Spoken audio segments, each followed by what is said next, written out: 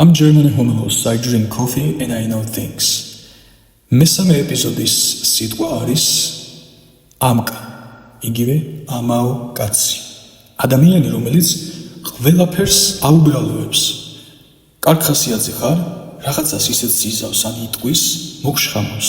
მღერი ხარ, არ დაგაცდის, დაგცინის, შენს და თავისსავე ნიჭსაც კი, თავსაც კი მასხრად იგდებს. ვითომ რაღაცა მოსწონს გგონია, მაგრამ სინამდვილეში ეს რაღაცაც უფასურია მისთვის. ღმერთის ვითომ წამს, მაგრამ სრული გულით და გონებით ბოლომდე არა.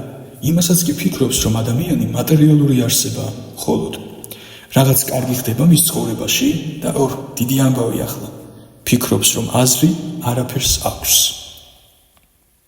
ასეთი ადამიანები საკმაოდ ბევრი არიან ჩვენს შორის. უბრალოდ ვერ ვამჩნევთ, რომ ასეთები არიან.